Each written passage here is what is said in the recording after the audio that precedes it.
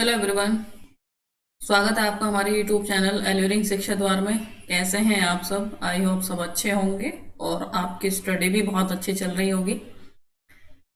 Continue करते हैं हम आज की वीडियो, जिसमें हम सॉल्व करेंगे 2021 का जो पेपर हुआ था बीएड का। ठीक है, इसमें हम टीचिंग एप्टीट्यूड सॉल्व कर चुके हैं। जिन बच्चों ने वो वीडियो नहीं देखी है वो जाकर देख लें, क्योंकि काफ़ी हेल्प मिलेगी। मैंने उसमें फुली एक्सप्लेन किया है, एक एक क्वेश्चन को बताने की कोशिश की है कि टीचिंग एप्टीट्यूड को कैसे सॉल्व करते हैं। ठीक है, तो जिन्होंने नहीं देखा है वो जाकर देख ले। और आज की जो वीडियो में हम देखेंगे वो देखेंगे इसका आगे का क्वेश्चन 25 हम कर चुके हैं। इस आगे के क्वेश्चन जो कि करंट एजुकेशनल अफेयर्स पर हैं। ठीक है, 26 से 50 क्वेश्चन जो हैं वो क्या है, करंट एजुकेशनल अफेयर्स पर हैं। तो शुरू करते हैं वीडियो।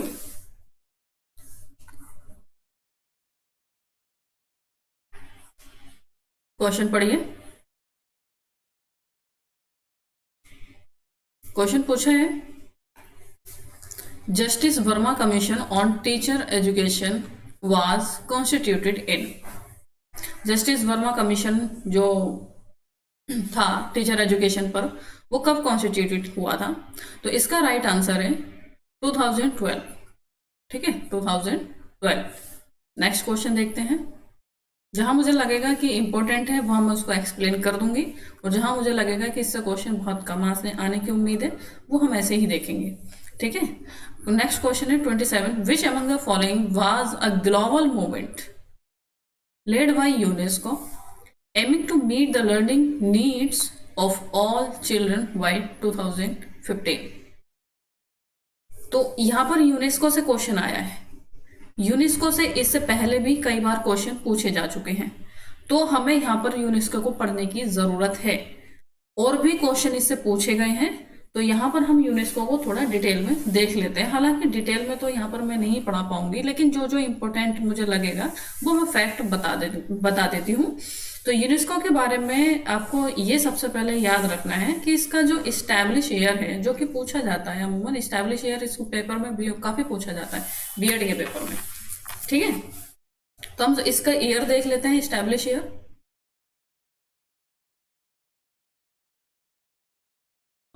इस्टेब्लिश ईयर देख लेते हैं इसका हम।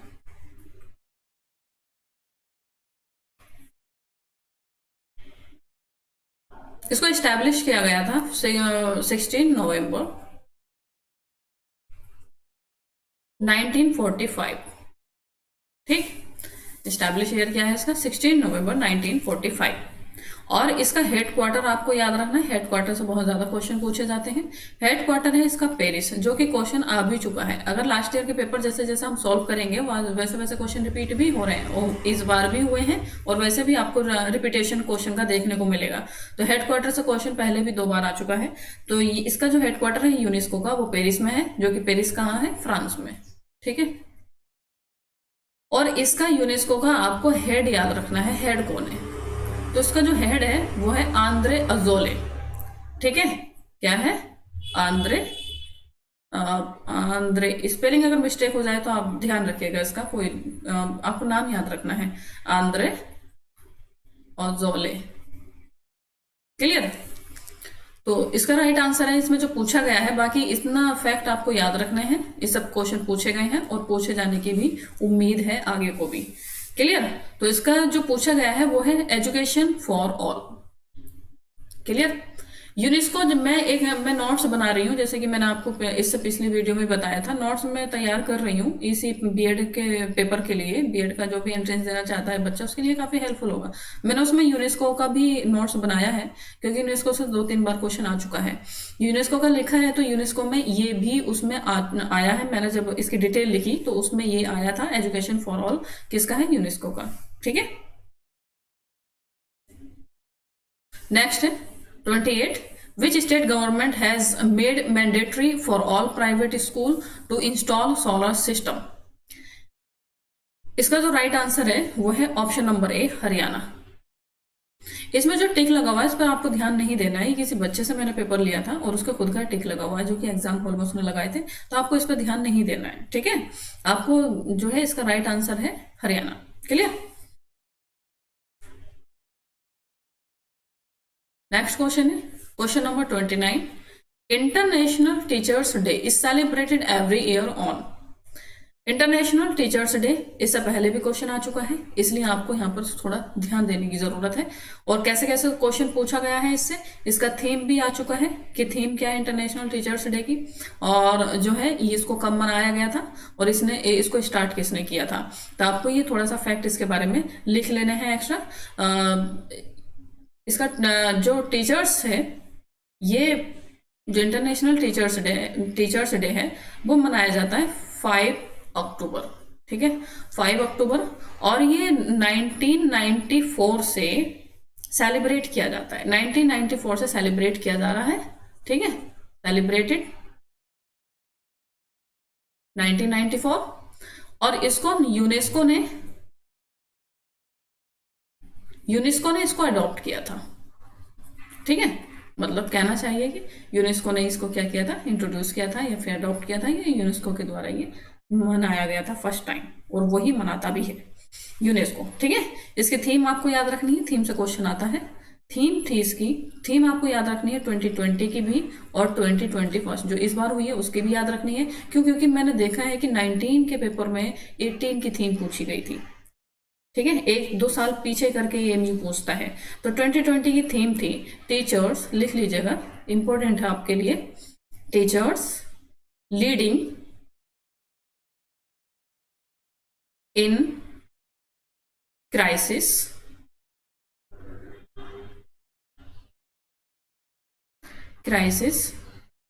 री-इमेजिंग द फ्यूचर। क्लियर। और 2021 की जो थीम थी, मतलब इसी जो ईयर की थीम थी जो मनाया गया था इसी ईयर, तो उसकी थीम थी टीचर्स एट द हार्ट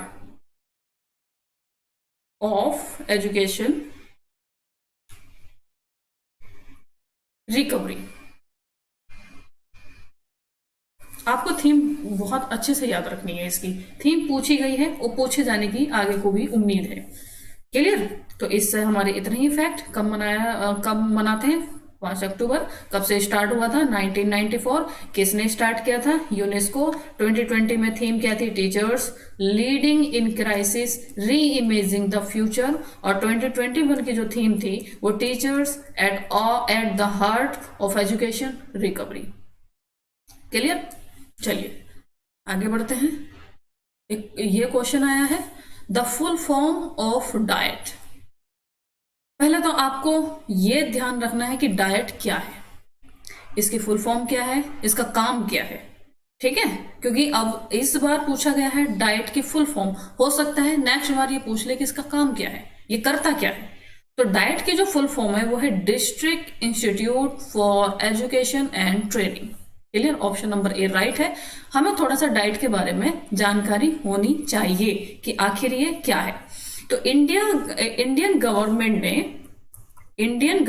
ने आपको फुल फॉर्म में इसमें दिख रहा है कि डाइट डिस्ट्रिक्ट, तो ये डिस्ट्रिक्ट लेवल पे काम करने वाली एक इंस्टीट्यूट है। क्लियर। ये आप तो समझ में आ गया होगा आपके।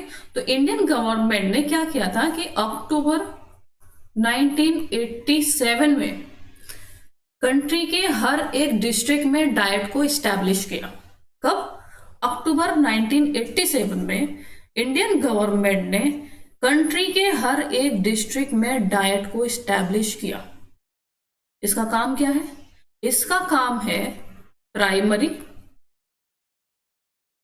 And elementary. आप ध्यान से सुनिए इसको। प्राइमरी एंड एलिमेंट्री लेवल पर क्या करता है ये, जो कि टीचर हैं एलिमेंट्री, प्राइमरी और एलिमेंट्री लेवल पर जो टीचर्स हैं उनको ट्रेंड करने का काम करता है। किस चीज में ट्रेंड करने का काम करता है? टीचर्स को ट्रेंड करने का या फिर ट्रेनिंग देने का काम करता है। किस चीज में ट्रेनिंग देने का काम करता है? जो कि इनोवेशन है, एजुकेशन के फील्ड में जो इनोवेशन है, कुछ लर्निंग प्रोसेस है, उसमें ट्रेंड करना टीचर को। मान लीजिए कि एजुकेशन पॉलिसी आई, नेशनल एजुकेशन पॉलिसी जो है गवर्नमेंट ने तो ला दी, लेकिन वो इम्प्लीमेंट कैसे होगी? क्या वो अगर पार्लियामेंट में आ गई है पॉलिसी तो, लेकिन उसका काम क्या है? उसका स्कूल में पता होना चाहिए कि उस पॉलिसी में बताया क्या गया है। टीचर्स को जब तक ये पता नहीं होगा कि नेशनल एजुकेशन पॉलिसी में कुछ सब्जेक्ट जो है फॉर्मूला लाया गया है, लैंग्वेज का फॉर्मूला लाया गया है, और उसमें यह बताया गया है कि टीचर्स पीपल का रेशियो क्या होना चाहिए और किस तरह से बच्चों को डील करना है, पनिशमेंट देना है कि नहीं देना है, इन सारी बातों को जानना टीचर्स के लिए जरूरी है। क्योंकि नेशनल एजुकेशन पॉलिसी को बना तो दिया है, लेकिन अप्लाई कौन करेगा, इंप्लीमेंट कौन करेगा? टीचर्स करेंगे ना, इस क्लास में तो टीचर्स करेंगे ना। तो इसलिए टीचर्स को पता होना चाहिए कि आखिर हमारी एजुकेशन पॉलिसी कैसी होनी चाहिए। इन सब में ट्रेंड करने का काम डिस्ट्रिक्ट लेवल पर कौन करता है? डायट। क्लियर? ट्रेंड करने का काम, ट्रेनिंग देने का काम। और किसको ट्रेन करने का काम, ये भी ध्यान रखना, हायर एजुकेशन को नहीं करता। ये हायर एजुकेशन को नहीं करता, इसे प्राइमरी और एलिमेंट्री लेवल पर जो स्कूल जो टीचर्स होते हैं उनको ट्रेनिंग करता है। क्लियर? चलिए नेक्स्ट क्वेश्चन है question number 31। Who is the present chairman of central board of secondary education CBSE? इसमें पूछा गया है कि जो प्रेजेंट चेयरमैन है वो कौन है। ऑप्शन नंबर ए है Vineet Joshi, option number B Rakesh Kumar Chaturvedi, option C Anita Karwal, option D Arsh Goyal. आपको यहाँ पर एक चीज ध्यान रखनी है, देखिए इसमें कितना बड़ा खेल इन लोगों ने खेला कि जब पेपर दिया तो उन्होंने देखा ही नहीं कि प्रेजेंट पूछ रहे हैं, हम क्या क्या पूछ रहे हैं। इन्होंने भले से ही दे दिया प्रेजेंट है, लेकिन ऑप्शन इनमें प्रेजेंट का था ही नहीं। क्या हुआ था कि एक पेपर हुआ था, पेपर क्या हुआ था 2019 में 25 मई मतलब 25 मई 2019 को एक पेपर हुआ था एमएड का। उसमें ये क्वेश्चन पूछा गया कि who is the present chairman of central board of secondary education. इसका ये क्वेश्चन पूछा गया। एमएड का मतलब मैं एएमयू की ही बात कर रही हूँ, यहाँ पर किसी और यूनिवर्सिटी की बात में नहीं कर रही। तो इसमें जो ऑप्शन थे, ऑप्शन सुनिए आप, क्वेश्चन यही था 25 मई 2019 को एमएड का पेपर हुआ था। ऑप्शन सुनिए, उसमें ऑप्शन क्या था? ऑप्शन था अनीता करवाल, फर्स्ट पे ही था अनीता करवाल। अब मैं आपको क्यों बता रही हूँ, देखिए अभी समझ में आएगा आपको मैं क्यों बता रही हूँ। ऑप्शन बी था विनीता रस्तोगी, विनीता रस्तोगी। ऑप्शन सी था डॉक्टर हर्षवर्धन।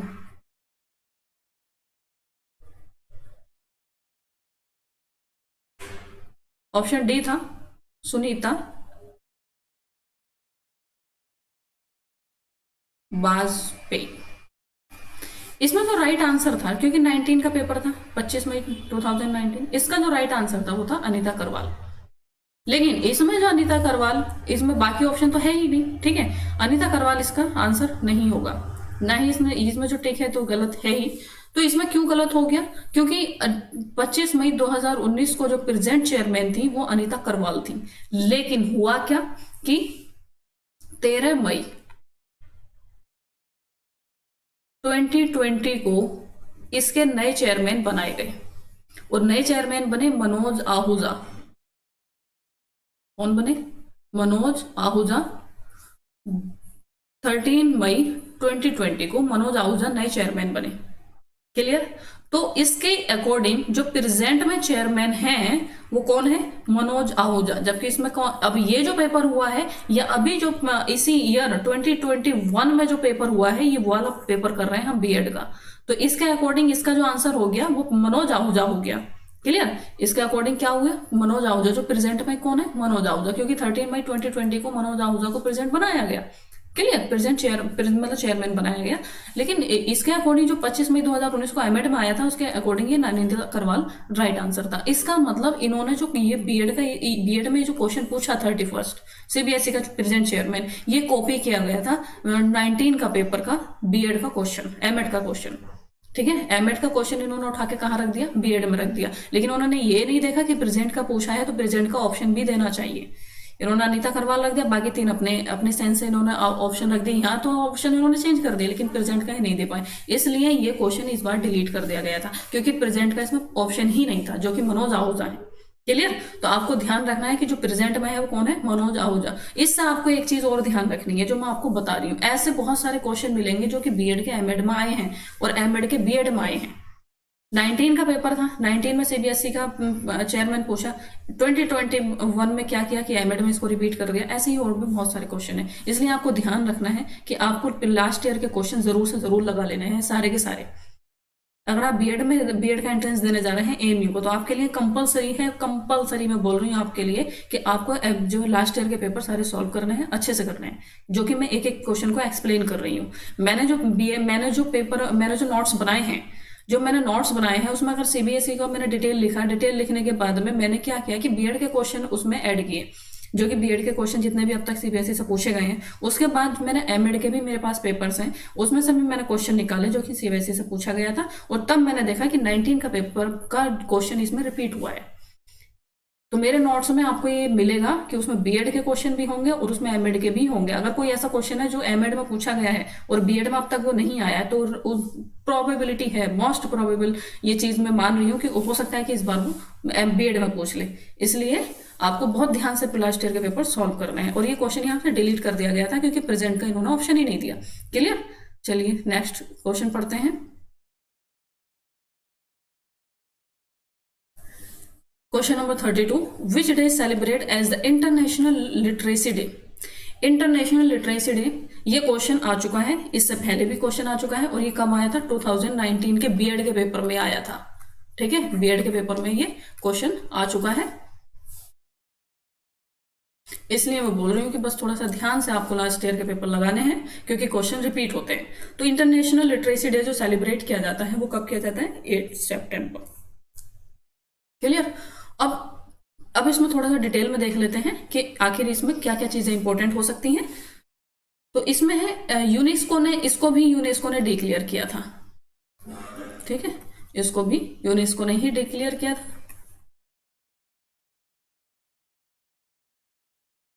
1966 में यूनेस्को का 14th नंबर का क्या चल रहा था, एक सेशन चल रहा था, और उसमें इसने 8 सितंबर को क्या किया कि ये डिक्लेयर कर दिया कि इस साल हम इस डेट को हम क्या करेंगे, इंटरनेशनल लिटरेसी डे सेलिब्रेट करेंगे, जिसका काम क्या होगा कि लिटरेसी को प्रमोट करना। क्लियर। और ये फर्स्ट टाइम की अगर मैं बात करूं तो फर्स्ट टाइम ये कब जो है सेलिब्रेट किया गया था, 1967। अगर क्वेश्चन पूछे कि कब से इंटरनेशनल लिटरेसी डे को सेलिब्रेट किया जा रहा है, तो 1967 से। क्लियर। और इसके थीम आपको याद रखनी है, क्योंकि थीम से क्वेश्चन पूछा जा चुका है। थीम से क्वेश्चन आ चुका है 2018 में। 2018 का पेपर हुआ था बीएड का ही, उसमें थीम पूछी गई थी। और थीम कब की पूछी गई थी, 18 की नहीं पूछी गई थी, थीम पूछी गई थी 2017 की। 2017 में जो इंटरनेशनल लिटरेसी डे मनाया गया, उसकी थीम क्या थी, देखिए पेपर 18 का, थीम 17 की पूछी। इसलिए आपको यहाँ पर अगर 2020 का भी याद रखना है थीम, 2021 का भी थीम याद रखना है। क्लियर। दोनों 2020 की थीम देखते हैं। इसकी थी लिटरेसी, लिखिएगा, इंपॉर्टेंट है आपके लिए, literacy teaching and learning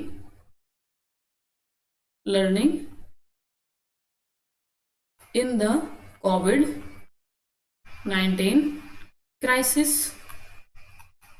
and beyond. Clear.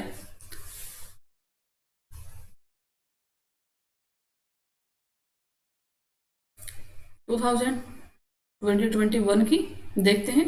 इसमें था, मैं नीचे लिख देती हूँ, ठीक है, उसमें जगह नहीं है इतनी।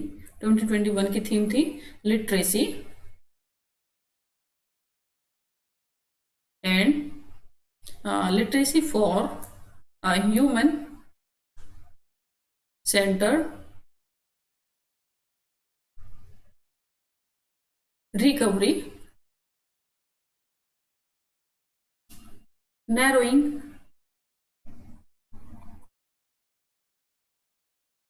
narrowing the digital divide। Clear. 2020 की भी याद रखनी है, 2021 की भी याद रखनी है, क्योंकि 18 में 17 की पूछी गई है। चलिए नेक्स्ट है, in which year NCTE introduce 2 years BEd programme. इसका जो राइट आंसर है वो है ऑप्शन नंबर बी, 2014। 14 में एनसीटी ने क्या किया था, इंट्रोड्यूस किया था बीएड 2 years का प्रोग्राम।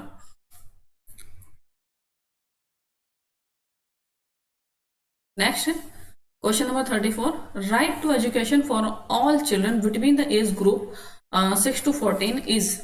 आपको बताना है कि जो राइट टू एजुकेशन है, आरटीई है, वो कैसा है। Include in directive principle of state policy है, डीपीएसपी में है, या फिर फंडामेंटल राइट है, या स्टैचुटरी राइट है, या नन ऑफ द अबव। आपको बताना है कि राइट टू एजुकेशन क्या है। तो राइट टू एजुकेशन के बारे में तो आपको ये पता होना चाहिए कि ये क्या है। राइट टू एजुकेशन एक एक्ट है। राइट टू एजुकेशन क्या है, आरटीई एक एक्ट है जो कि कब आया था, 2009 में आया था। चलिए 2009 में बनाया गया था, अप्रूव किया गया था गवर्नमेंट द्वारा। अप्रूव कब किया गया था, गवर्नमेंट द्वारा 4 अगस्त 2009 को। चलिए 4 अगस्त 2009 को गवर्नमेंट ने इसको अप्रूव किया था, अप्रूव बाय गवर्नमेंट। इसको आप अलग से नोट्स बनाइएगा, क्योंकि इससे भी क्वेश्चन आ चुका है। क्लियर, इससे भी क्वेश्चन आ चुका है। और क्या आ चुका है कि ये जो आरटीई एक्ट था वो इफेक्ट कब हुआ था, इफेक्ट में मतलब प्रभाव में कब आया था, लागू कब हो गया था। 4 अगस्त को तो ये है कि मतलब मान लीजिए कि अप्रूव कर दिया गवर्नमेंट ने एक एक्ट बना दिया, एक अधिनियम बना दिया, लेकिन ये प्रभाव में कब आया, लागू कब हुआ, तो ये हुआ था 1 अप्रैल 2010, जो कि 2 बार इससे क्वेश्चन आ चुका है। 2 बार इससे क्वेश्चन आ चुका है बीएड में ही। तो आपके लिए इंपॉर्टेंट है, इस बार पूछा गया है कि ये क्या कौन सा राइट है, तो ये राइट है फंडामेंटल राइट। क्या है, एक फंडामेंटल राइट है। फंडामेंटल राइट कैसे है, क्योंकि ये जो एज ग्रुप है 6 to 14 ईयर्स का जो एज ग्रुप है, ये उसको राइट देता है। इन एज ग्रुप के बच्चों को ये राइट देता है, राइट मिला हुआ है इस एक्ट से कि इनको पूरा राइट है अपने एजुकेशन लेने का। 8 क्लास तक कम से कम इनको स्कूल से नहीं निकाला जाएगा, इनको कॉर्पोरल पनिशमेंट नहीं दिया जाएगा। ठीक है, कॉर्पोरल पनिशमेंट भी इसमें प्रोहिबिट किया गया कि 6 to 14 ईयर्स का जो एज ग्रुप है उसको ये राइट है, उसका ये हक है, फंडामेंटल राइट है कि उसको एजुकेशन मिले। 8 क्लास तक कम से कम उसको स्कूल से ना निकाला जाए और उसको एजुकेशन मिले, और उसके आसपास ही, घर के आसपास ही उसको स्कूल भी हो, मतलब उसको ज्यादा दूर ना जाना पड़े इन बच्चों को, उनके घर के पास ही ऐसा जो है हमें स्कूल की फैसिलिटी प्रोवाइड करानी है। और इसमें यह भी बताया गया, इसमें कम से कम जो बुनियादी चीजें हैं वो स्कूल के अंदर होनी चाहिए, जैसे कि टीचर जो पीपल रेशियो हो वो ठीक ठाक हो। ठीक है, टीचर और जो पीपल का रेशियो है वो क्या होना चाहिए, वो ठीक ठाक हो। ठीक है, वो ठीक ठाक हो। और इसमें जो गर्ल्स बॉयज के लिए अलग अलग वॉशरूम हो। क्लियर, पीने के पानी की सुविधा हो, पीने के पानी की, ड्रिंकिंग वाटर की इसमें क्या होना चाहिए, पीने के पानी की क्या होना चाहिए, सुविधा हो, फैसिलिटी हो। तो ये सब चीजें किस में बताई गई, राइट टू एक्ट। ठीक है, राइट टू एक्ट 2009।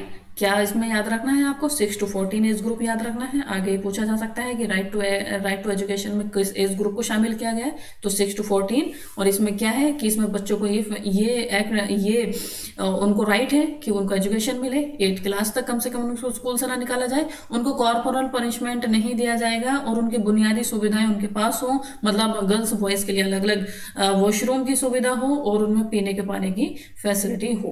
क्लियर, ये बनाया कब गया था, 4 अगस्त 2009, और ये प्रभाव में कब आया, 1 अप्रैल 2010।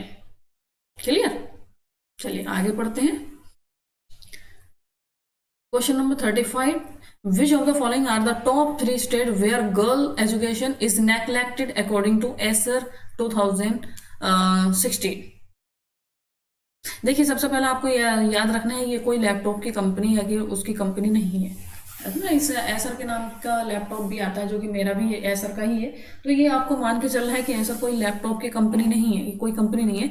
एसर का फुल फॉर्म आपको याद रखना है, और ये कि एसर है क्या। सबसे पहले ये जानते हैं कि एसर क्या है और इसका काम क्या है। तो एसर का जो फुल फॉर्म है वो है, एसर का फुल फॉर्म लिखिए, आ सकता है annual status of education report. अब इसके फुल फॉर्म से ही आपको लग रहा होगा क्या है कि ये क्या है, annual status of education report. मतलब ये एनुअल सर्वे करता है। क्लियर, एनुअल सर्वे का काम करता है। और ये क्या है, एसर क्या है, largest citizen led survey in India. क्या है, लिख लीजिए, ASER is the largest citizen led survey in India. Clear, तो ये सर्वे का काम करता है और देखता है एजुकेशन का स्टेटस क्या है। क्लियर, तो इसमें देखिए 2021 का ये पेपर है और पूछा कब का गया है, 16 का रिपोर्ट के आधार पर ये क्वेश्चन पूछा गया है। तो इसलिए आपको 1-2 साल पीछे का भी इसमें क्लियर करके चलना है। तो इसमें जो है राइट आंसर है यूपी, राजस्थान एंड एमपी। इसका राइट आंसर है ए। क्लियर, फुल फॉर्म याद रखनी है और क्या काम करता है आपको ये भी याद रखना है। नेक्स्ट क्वेश्चन है क्वेश्चन नंबर 36।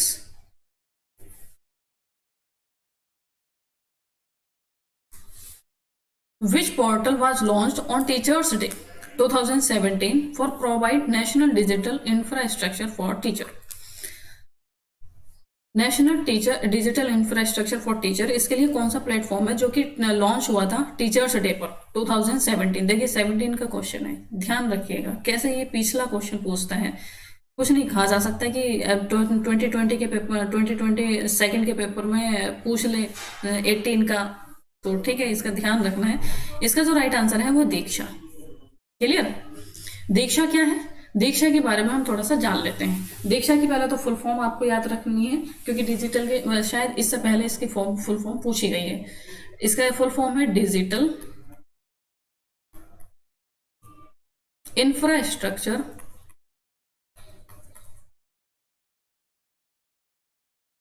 फॉर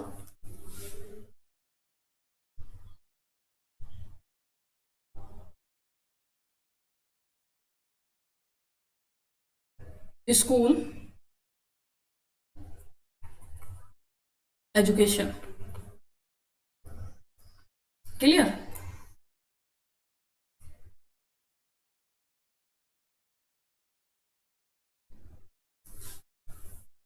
क्या है ये, और टीचर्स डे पर इसको क्या किया गया था, लॉन्च किया गया था। अब ये मुझे आप बताइए कि टीचर्स डे कब मनाया जाता है। जो टीचर्स डे है ये कब मनाया जाता है, नेशनल टीचर्स डे की बात हो रही है यहाँ पर, तो ये 5 सितंबर। ठीक है, 5 सितंबर को ये टीचर्स डे मनाया जाता है। एक्स्ट्रा फैक्ट याद रखना है। और ये कब लॉन्च हुआ था, 2017 में। अब आपको ये ध्यान रखना है कि आखिर ये दीक्षा है क्या। दीक्षा है कि डिजिटल प्लेटफॉर्म प्रोवाइड करवाता है, किसके लिए, टीचर्स के लिए, ताकि टीचर क्या करें कि अपनी लाइफ स्टाइल को मोर डिजिटल बना सकें। मोर डिजिटल कैसे कि देखिए लॉकडाउन, अभी ये कोरोना आ गया, लॉकडाउन लगा, सब कुछ ऑनलाइन हो गया, ऑफलाइन सब कुछ बंद हो गया, ऑनलाइन। तो ये चीज आनी चाहिए टीचर को कि ऑनलाइन भी अपने आप को वो कैसे बेहतर बच्चों को पढ़ा सके। इसीलिए ये एक प्लेटफॉर्म है, डिजिटल प्लेटफॉर्म, जो कि टीचर्स के लिए है। यहाँ पर टीचर्स क्या करता है कि अपना कंटेंट यहाँ पर क्या करता है, कंटेंट ये प्रोवाइड करवाते हैं टीचर्स, और वहाँ पर अपना जो है study content provide, material provide करवाते हैं, ताकि उनका जो चीज़ें हैं जो कि ऑफलाइन में वो अब तक करते थे, वो वैसा ही ऑनलाइन में भी अपने आप को मोर डिजिटल कर सके और अच्छा एक बेहतर अपने आप को इस्टेब्लिश कर पाने में सक्षम हो इस दौर में। ठीक है, तो इसमें एक याद रखनी है आपको, सीबीएसई में क्या, सीबीएसई भी इसमें इनरोल है। सीबीएसई कैसे इनरोल है कि सीबीएसई प्लान्स करता है सिलेक्ट करने में, कंटेंट को सिलेक्ट करने में हेल्प करता है, जो कि दीक्षा प्लेटफॉर्म पर अपलोड करते हैं टीचर। तो उसमें सीबीएसई क्या करता है, इसमें अपलोड करने में इनका हेल्प करता है, कंटेंट को सिलेक्ट करने में हेल्प करता है कि कौन सा बच्चों के लिए बेहतर है, कौन सा बेहतर नहीं है। इसमें सीबीएसई का भी काम होता है। और इसमें एक चीज़ याद रखनी है, मुझे याद आ गई, मैंने पढ़ाया था ऑफलाइन क्लास में, तो दीक्षा के बारे में मैंने डिटेल में बहुत अच्छे से पढ़ाया था। तो इसमें आपको याद रखनी है कि इसका मोटो क्या है। इस बार अगर ये पूछा गया तो हो सकता है अगली बार में इसका मोटो पूछ लिया जाए। तो मोटो है इसका आवर टीचर्स, मोटो भी कह सकते हैं इसको, थीम भी कह सकते हैं, our heroes.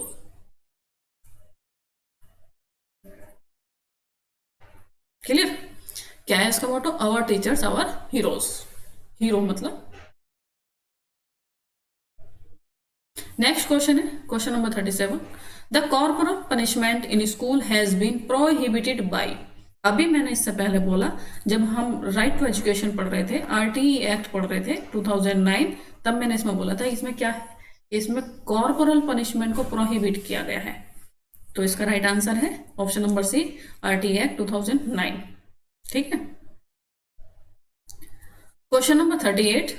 In India, National Education Day is celebrated on the birthday of Maulana Abul Kalam Azad. ये राइट आंसर है, ऑप्शन नंबर ए, मौलाना अबुल कलाम आज़ाद। और इससे अगले क्वेश्चन हम करेंगे नेक्स्ट वीडियो में। और जो नेशनल एजुकेशन डे है, इससे कई बार क्वेश्चन आ चुका है।